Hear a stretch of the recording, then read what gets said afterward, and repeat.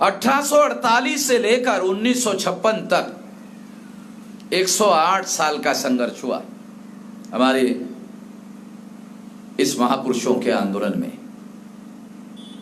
108 साल का जो संघर्ष है, उस संघर्ष को जानना समझना बहुत जरूरी है। 1848 को ज्योतिराव फुले की उम्र केवल 21 साल की थी और ज्योतिराव फुले अपने ब्राह्मण मित्र के शादी में गए तो जो ब्राह्मण थे उन लोगों ने देखा ज्योतिराव फुले माली जाति के, ओबीसी के, इस व्यक्ति की हिम्मत कैसे हुई कि वो ब्राह्मण के शादी में आए और बराबरी हमारे लोगों की करे। तो इसलिए ब्राह्मणों ने वहां संगठित होकर ज्योतिराव फुले को शादी के बाहर निकालकर खदेड़ दिया, बहुत ज्यादा बेइज्जती की। इस बात का ज्योतिराव फुले के मानी और स्वाभिमानी मन पर बहुत ज्यादा गहरा आघात हुआ और जब गहरा आघात हुआ तो उन्होंने इस पर मंथन किया, चिंतन किया और मंथन और चिंतन के बाद वो इस नतीजे पर पहुंचे कि इस देश में एक व्यवस्था चल रही है, गैर बराबरी की व्यवस्था चल रही है, असमानता को मानने वाली व्यवस्था चल रही है और ये व्यवस्था इंसान का स्वयंभू जो मूल्य है उसको नहीं मानती। इंसान किस जाति में पैदा हुआ है उसके आधार पर उसका मूल्य निर्धारित करती है और इस वजह से मेरे साथ अपमानजनक व्यवहार हुआ। मेरे पुरखे थे, उनके साथ भी मेरी तरह भी ऐसा ही व्यवहार हुआ होगा और यदि मैं इस व्यवस्था को खत्म करने का काम नहीं करता हूं, इस गैर बराबरी की व्यवस्था को खत्म करने का काम नहीं करता हूं, तो आने वाली नस्लों के लिए भी ये ऐसा ही अपमान होता रहेगा। ज्योतिराव फुले ने ऐसा सोचा और ऐसा सोचकर उन्होंने अपना आंदोलन शुरू किया। तब उनकी उम्र 21 साल की थी। तो 21 साल के उम्र का जो नौजवान होता है उसको प्रेरणा की जरूरत होती है, किसी न किसी बड़े व्यक्ति के प्रेरणा की जरूरत होती है। तो ज्योतिराव फुले ने छत्रपति शिवाजी महाराज से प्रेरणा ग्रहण की, क्योंकि छत्रपति शिवाजी महाराज ने मराठी भाषा में 18 पगड़ जातियों को इकट्ठा किया, शूद्रों अति शूद्रों को इकट्ठा किया। शूद्र यानी पिछड़े वर्ग, वर्ण व्यवस्था में ब्राह्मण धर्म के अनुसार जिन्हें शूद्र कहा गया है वो ओबीसी के लोग हैं, पिछड़े वर्ग के लोग हैं और अति शूद्रों में अछूत है, आदिवासी है और घुमंतु जाति के लोग हैं। ये 3 प्रकार के लोग हैं। पिछड़े वर्ग के लोग वर्ण व्यवस्था में चौथे वर्ण के शूद्र है और ये जो 3 अछूत, आदिवासी और नोमैडिक टाइप के लोग हैं, घुमंतु लोग हैं, ये जो घुमंतु जाति के लोग हैं, ये घुमंतु जाति के लोग ये वर्ण बाह्य है, वर्ण व्यवस्था के बाहर के लोग हैं, ये एक आउटकास्ट है। इनके 18 पगड़ जातियों को इकट्ठा करके छत्रपति शिवाजी महाराज ने अपनी फौज तैयार की, सेना तैयार की और इस फौज के आधार पर उन्होंने अपना स्वराज्य स्थापित किया, रैयत का राज्य स्थापित किया, सामान्य लोगों का राज स्थापित किया, बहुजनों का राज स्थापित किया। इससे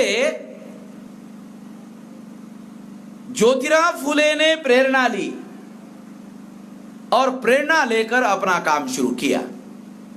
बाबा साहब अंबेडकर ज्योतिराव फुले को अपना गुरु मानते थे।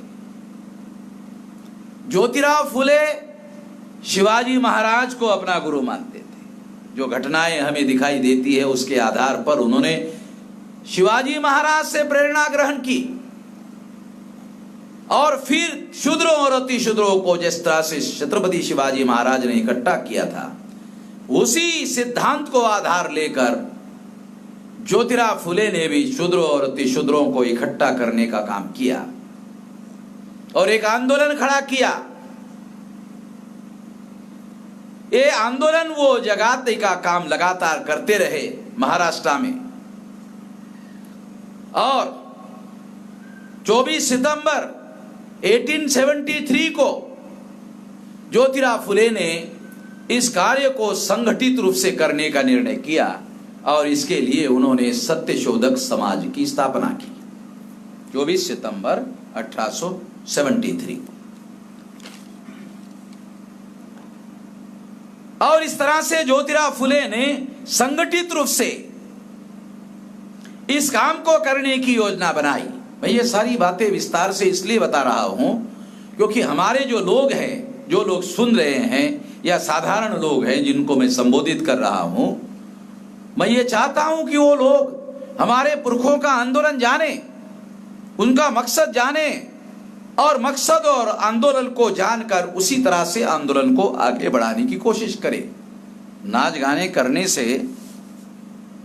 आप नचैया बन सकते हो, आजाद मुक्त नहीं हो सकते हो। तो ये करना बहुत जरूरी है और इसी बात को ध्यान में रखते हुए मैं ये बात समझाने का प्रयास कर रहा हूं। ज्योतिराव फुले ने जब संगठित रूप से इस आंदोलन को करने का निर्णय किया तो उन्होंने अपने लोगों को यह बात समझाने का प्रयास किया। गुलामगिरी किताब में उन्होंने लिखा, जब तक अंग्रेज है तब तक अवसर है, जब तक अंग्रेज है तब तक अवसर है, और जब तक अवसर है तब तक शूद्र और अति शूद्र लोगों को जागना चाहिए, जल्दी से जल्दी जागना चाहिए और जागकर ब्राह्मणों के गुलामी से आजादी हासिल कर लेनी चाहिए।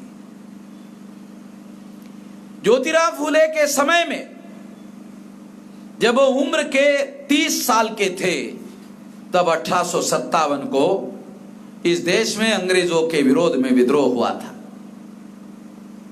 और उस विद्रोह के बारे में प्रथम स्वतंत्रता संग्राम ऐसा इतिहास ब्राह्मण लोग लिखते हैं, मगर ज्योतिराव फुले ने कहा ये भट्ट पांडे लोगों का, ब्राह्मणों का विद्रोह था, इसका शूद्र अति शूद्र बहुजन लोगों से कोई लेना देना नहीं था। ये बात ज्योतिराव फुले ने लिख कर रखी। ज्योतिराव फुले ने इस आंदोलन को प्रथम स्वतंत्रता संग्राम मानने के लिए इनकार किया। केवल इनकार नहीं किया, उस आंदोलन में वो खुद इसमें शामिल नहीं हुए, अपने लोगों को भी शामिल होने से मना किया।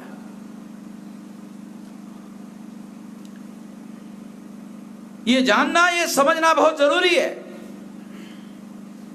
1857 के बाद 1860 को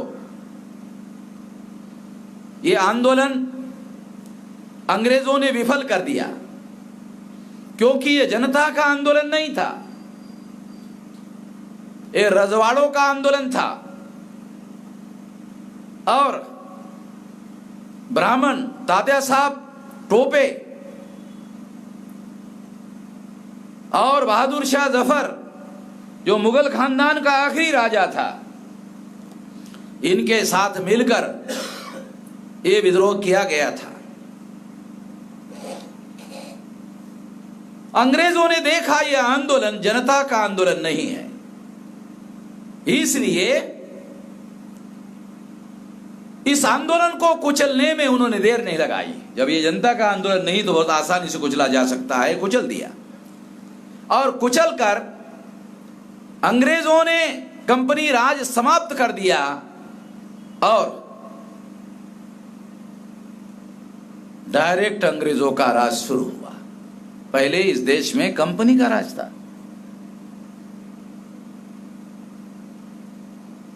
उस कंपनी राज के जगह अंग्रेजों ने टेक ओवर किया और 1860 को अंग्रेजों ने इंडियन पीनल कोड,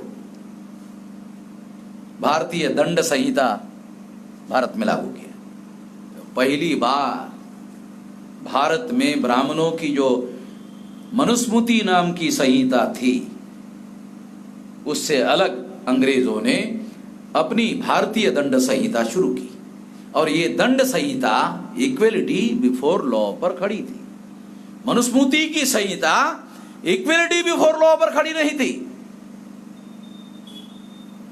और उसमें एक बात और प्राविधान था, राज्य के विरोध में जो विद्रोह करेगा वो राजद्रोह करेगा और उसको फांसी की सजा या तो आजीवन कारावास होगा। इसकी वजह से ब्राह्मण बहुत डर गए और 1860 से लेकर 1875 तक चुप, एकदम चुप रहे। मगर 1875 को राजकोट के टंकारा गांव से दयानंद सरस्वती, जिसका नाम ब्राह्मण का अलग था, वो नाम बदलकर दयानंद सरस्वती बना और बॉम्बे आकर, क्योंकि बॉम्बे प्रोविंस उस समय गुजरात का ही हिस्सा था, तो गुजरात भी बॉम्बे प्रोविंस में था, ये भी इलाका था, बड़ा राज था सयाजीराव गायकवाड़ का। ये छोड़कर बॉम्बे प्रोविंस जो है वो एक अलग था, सयाजीराव गायकवाड़ का राज अलग था। तो इस तरह से बॉम्बे प्रोविंस में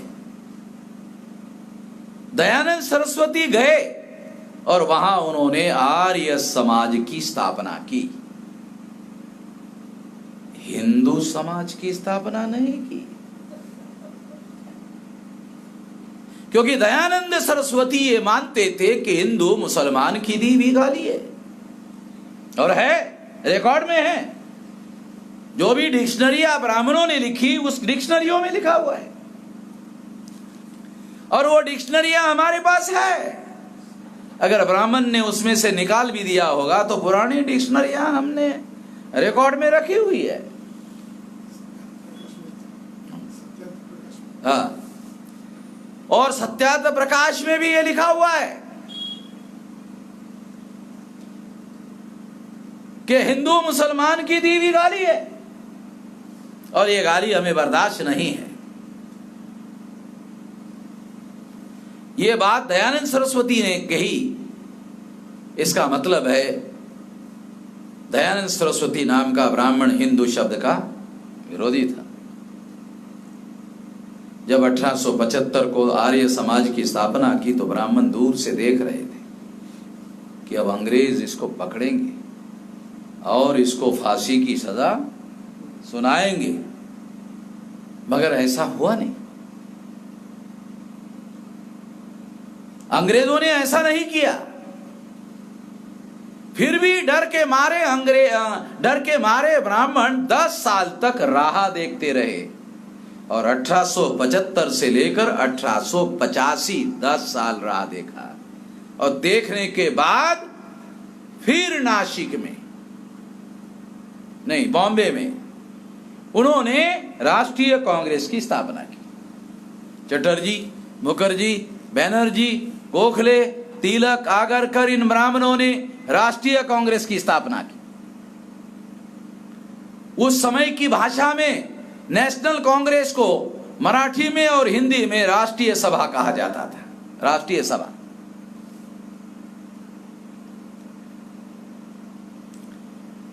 उसके बाद 1885 में कांग्रेस की स्थापना ब्राह्मणों ने करने के बाद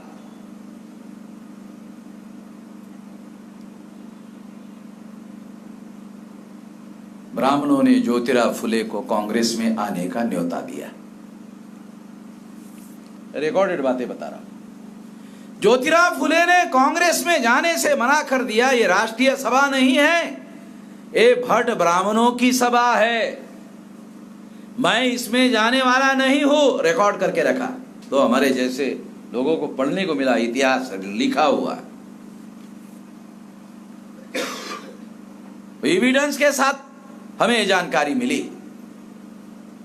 और इस तरह से ज्योतिराव फुले ने कांग्रेस में जाने से इनकार कर दिया। केवल इनकार ही नहीं किया, उन्होंने एक सिद्धांत बताया। कांग्रेस के लोग इस बात का प्रचार करते थे कि अंग्रेजों ने हमें गुलाम बनाया, अंग्रेजों के गुलामी से आजादी हासिल करनी होगी। ज्योतिराव फुले ने इस सिद्धांत को इनकार किया। यह सिद्धांत गलत है। कैसे गलत है? ज्योतिराव फुले ने लोगों को समझाया कि जब अंग्रेज भारत में नहीं आए थे तो ब्राह्मण आजाद थे। जब अंग्रेज भारत में नहीं आए थे तो ब्राह्मण आजाद थे। और जब ब्राह्मण आजाद थे तब भी हम गुलाम थे। तब अंग्रेजों के गुलाम नहीं थे, हम ब्राह्मणों के गुलाम थे। यानी अंग्रेजों के आने के बाद हम गुलाम हो गए, ये सिद्धांत गलत है। अंग्रेजों के भारत में आने के पहले ही हम गुलाम थे और हम गुलाम ब्राह्मणों के थे। इसलिए कांग्रेस के द्वारा जो सिद्धांत प्रचार में लाया जा रहा है, ज्योतिराव फुले ने अपने लोगों को समझाया कि यह सिद्धांत ही गलत है। यह सिद्धांत क्या गलत है कि अंग्रेज के आने के बाद हम सब भारतीय लोगों को गुलाम बनाया, गलत बात है। जब अंग्रेज भारत में नहीं आए थे तब ब्राह्मण आजाद थे, और जब ब्राह्मण आजाद थे तब भी हम गुलाम थे। बाद में अंग्रेज आए, अंग्रेजों ने ब्राह्मणों को गुलाम बनाया। बाद में अंग्रेज आए, अंग्रेजों ने ब्राह्मणों को गुलाम बनाया। गुलाम बनाने के बाद अंग्रेजों ने हमारे लोगों की तरफ देखा तो उनको पता है ये तो पहले से ही गुलाम है, ये तो पहले से ही गुलाम है। तो अंग्रेजों ने सोचा ब्राह्मण हमारे गुलाम और शूद्र अति शूद्र लोग ब्राह्मणों के गुलाम, ये दोहरी गुलामी नहीं रहनी चाहिए। इसलिए उन्होंने Indian penal code, equality before law का कानून लागू किया। सभी लोगों को शिक्षा के दरवाजे खोलने का प्रयास किया। ब्राह्मणों ने बहुत विरोध किया। तो मिलिट्री में शूद्र अति शूद्र लोगों को अंग्रेज लोग भर्ती करते थे, उनके बच्चों के लिए कंपलसरी एजुकेशन था। बाबा साहब अम्बेडकर के पिता मिलिट्री में थे, इस वजह से बाबा साहब अम्बेडकर को पढ़ने का अवसर मिला। तो ये कहा जा सकता है कि जो पलासी की लड़ाई है, उस पलासी की लड़ाई ने बाबा साहब अम्बेडकर का निर्माण किया। अगर अंग्रेज जीत नहीं गए होते, पलासी की लड़ाई में अंग्रेज जीत गए और ये अंग्रेजों के जीतने से भारत गुलाम हो गया। अंग्रेजों के जीतने से भारत गुलाम हो गया, मगर अंग्रेजों के जीतने से अंबेडकर का निर्माण हुआ। बड़ी कॉन्ट्रडिक्टरी बात है। अंबेडकर का निर्माण हुआ तब तो हम बोल रहे हैं, तब तो हमारा निर्माण हुआ। मैं आप लोगों को हिस्टोरिकल बातें जो है थोड़ी समझ में आ जाए। जय जयकार करना अलग बात है, ये जो बात कह रहा हूं इसको समझना दूसरी बात है। गुलामी चाहे अंग्रेजों की हो, गुलामी चाहे ब्राह्मणों की हो, दोनों गुलामियां खराब है। मगर अंग्रेजों के गुलामी ने बाबा साहब अम्बेडकर का निर्माण किया, ज्योतिराव फुले का निर्माण किया। 1818 को पेशवा राज समाप्त हो गया, 1818 को, और उसके 9 साल बाद ज्योतिराव फुले का जन्म हुआ।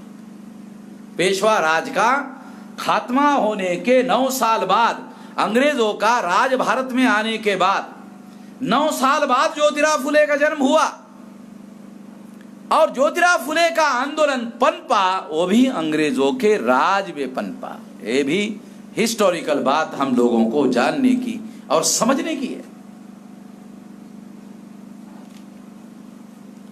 और इस तरह से ज्योतिराव फुले ने यह सिद्धांत स्वीकार किया और इस सिद्धांत का प्रचार किया कि अंग्रेजों के आने के पहले ब्राह्मण आजाद थे, और जब ब्राह्मण आजाद थे तब भी हम गुलाम थे। अंग्रेज बाद में आए, अंग्रेजों ने ब्राह्मणों को गुलाम बनाया, और जब अंग्रेजों ने ब्राह्मणों को गुलाम बनाया तब ब्राह्मण अंग्रेजों के गुलाम हो गए और हम गुलामों के गुलाम हो गए। हम गुलाम नहीं थे, गुलामों के गुलाम थे। इसलिए ज्योतिराव फुले के सामने यह संकट था कि हम अंग्रेजों की गुलामी समाप्त करें या ब्राह्मणों की गुलामी समाप्त करें। तो इमीडिएट स्लेवरी ब्राह्मणों की थी, उस स्लेवरी के बाद अंग्रेजों की गुलामी थी, पहले ब्राह्मणों की गुलामी थी। तो ज्योतिराव फुले ने निर्णय किया कि यदि मैं ब्राह्मणों के आजादी के आंदोलन में हिस्सेदारी लेता हूं तो अंग्रेज आजाद हो जाएंगे, मेरी मदद से, मेरे समर्थन से अंग्रेज चले जाएंगे और ब्राह्मण आजाद हो जाएंगे। और अगर ब्राह्मण आजाद हो गए तो ब्राह्मणों के आजाद होने के बाद क्या वो लोग हमारे लोगों को आजाद करेंगे?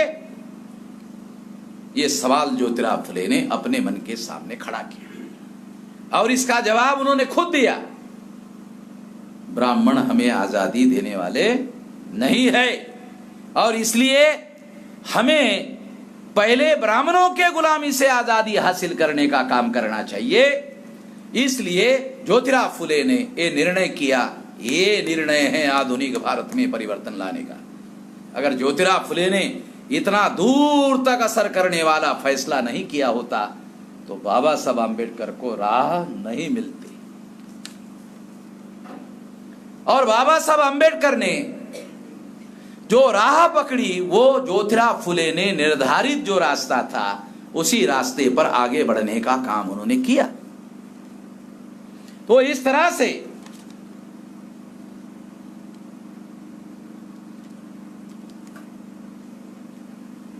बाद में 1922 तक ज्योतिराव फुले 1890 तक यानी कांग्रेस की स्थापना होने के 5 साल तक जीवित थे, मगर वो कांग्रेस में शामिल नहीं हुए। 1890 को ज्योतिराव फुले का मृत्यु हुआ। कांग्रेस की स्थापना होने के 5 साल तक जीवित थे, कांग्रेस में शामिल नहीं हुए। जो हमारे SC ST OBC के लोग कांग्रेस के पीछे चक्कर काटते रहते हैं, उन गधों को मैं ये कहना चाहता हूं कि अपने महापुरुषों से प्रेरणा लो, जिनके आंदोलन की बदौलत हम लोगों को हक और अधिकार मिले। जो लोग पिछलग्गू बनकर रहते हैं उन लोगों के लिए। तो इस तरह से मैं आप लोगों को खास तौर पर यह बात समझाने का प्रयास कर रहा हूं, क्योंकि आज के मौके पर यह अवसर है लोगों को बात समझाने का। छत्रपति शाहू महाराज का आंदोलन भी ज्योतिराव फुले के लाइन पर ही था, वो भी कांग्रेस में शामिल नहीं हुए। बाल गंगाधर तिलक शाहू महाराज के पास गए थे कि आपके जैसे लोकप्रिय राजा अगर आंदोलन में शामिल होते हैं तो आजादी जल्दी मिलेगी। तो शाहू महाराज ने बाल गंगाधर तिलक को कहा, तिलक महाराज, मेरे जैसे राजा को आप ब्राह्मण लोग जिस तरह का व्यवहार करते हो, राजा होने के बावजूद भी तुम ब्राह्मण लोग जिस तरह से मेरे साथ राजा होने के बावजूद भी व्यवहार करते हो मेरे साथ, मेरी प्रजा का क्या होगा जब तुम्हारा राज आएगा? नहीं नहीं नहीं नहीं, मैं तुम्हारे आंदोलन में शामिल होने वाला नहीं हो। शाहू महाराज ने भी उसी रास्ते पर अमल किया और वो राष्ट्रीय स्तर की पॉलिटिकल पार्टी बनाना का उन्होंने सारा प्लान बनाया था। वो प्लान लीक हो गया। वो प्लान संभवतः जो डॉक्यूमेंट्री एविडेंस है अंग्रेजों ने ही लीक किया और अंग्रेजों की वजह से छत्रपति शाहू महाराज का अपघात में निधन हो गया। वो बीमार नहीं थे, फिर भी उनका निधन हो गया और अंग्रेजों ने एक सीक्रेट रिपोर्ट अंग्रेजों को लंदन में भेजा। उस सीक्रेट रिपोर्ट में ये लिख कर लिखा कि शाहू महाराज का मृत्यु घातपात से हुआ है। तो शाहू महाराज का भी जो रास्ते पर चल रहे थे, तो उससे हम लोगों को प्रेरणा लेने की जरूरत है, उस आंदोलन को सीखने की जरूरत है। उसके बाद बाबा साहब आंबेडकर ने 1916 से लेकर 1956 तक 40 साल तक आंदोलन चलाया। तो 1916 से 1927 तक उनका एक पहला फेज है। इस फेज में बाबा साहब आंबेडकर क्या कर रहे हैं? तो ब्राह्मणों को, जो इस समाज के नेता थे, उनको वो मांग कर रहे हैं, उनको वो मांग कर रहे हैं कि हमें बराबरी के अधिकार दो। और इसी के तहत उन्होंने चौधार तालाब का सत्याग्रह किया। ब्राह्मणों ने उनके लोगों की बहुत पिटाई की। चौधार तालाब के सत्याग्रह में उनके लोगों की बहुत पिटाई की। पिटाई करने के बाद बाबा साहब आंबेडकर को समझ में आया कि ये पाषाण की तरह, पाषाण यानी पत्थरों से भी बहुत सख्त जो पत्थर होता है उसको पाषाण बोलते हैं, ये पाषाण की तरह है। जो ब्राह्मणों का बनाया हुआ समाज है, ये पाषाण की तरह है, ये सख्त पत्थर है। अगर हम उस पत्थर पर अगर अपना माथा टकराने का काम करें तो पत्थर का नुकसान होने वाला नहीं है, हमारे ही माथे का नुकसान होने वाला है। इसलिए हमें कोई और रास्ता तलाशना होगा आगे बढ़ने का। और उन्होंने 1930 को कालाराम मंदिर का सत्याग्रह, उस रणनीति को अमल करने के लिए घोषित किया। और उस कालाराम मंदिर के सत्याग्रह को जो बाबा साहब आंबेडकर ने शुरू किया था, उसमें उन्होंने अखबारों को एक बयान दिया। उसमें उन्होंने कहा आज के लोगों को पढ़ने की, जानने की, समझने की जरूरत है, डॉक्यूमेंट्री एविडेंस है। उनके अखबारों में लिखा हुआ है, क्या लिखा हुआ है? उन्होंने बयान दिया आंदोलन शुरू करने के पहले कालाराम मंदिर का, हम हिंदू हैं, हम हिंदू है। जिस तरह से दूसरे हिंदुओं को कालाराम मंदिर में जाकर दर्शन करने का अधिकार है, उसी तरह से अगर हम हिंदू हैं तो हमें भी कालाराम मंदिर में जाकर दर्शन करने का अधिकार होना चाहिए।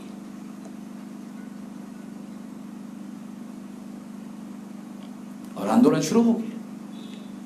कालाराम मंदिर के ट्रस्टियों ने आंदोलनकारियों पर पत्थरे फेंके, सर फोड़े, बाबा साहब आंबेडकर को भी पत्थर लगा। और इस तरह से पत्थर खाए हुए जो लोग थे उनको वो मैदान में लेकर गए। मैदान में लेकर जाने के बाद सारे लोग लहूलुहान थे, पत्थर खाए हुए थे, लोहा गर्म था और गर्म लोहे पर हथौड़ा मारने का उन्होंने देखा समय आ गया है।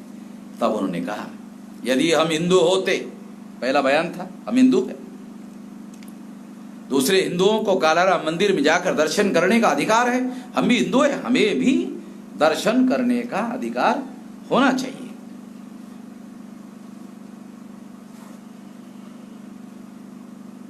जब पत्थरे खाने के बाद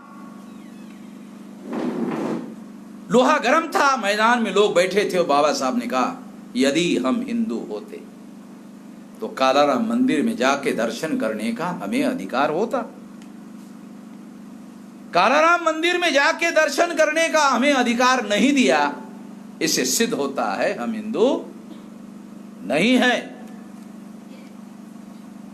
तो आज से मैं ऐलान करता हूं कि ये जो तरीका था, ये जो रास्ता था, पहले मैं कहता था, बाबा साहब ने कहा, पहले मैं कहता था अस्पृश्यता हिंदू धर्म पर लगा हुआ कलंक है, अस्पृश्यता हिंदू धर्म पर लगा हुआ कलंक है और इस कलंक को धोने की जिम्मेदारी सभी हिंदुओं की है, ऐसा मैं कहता था।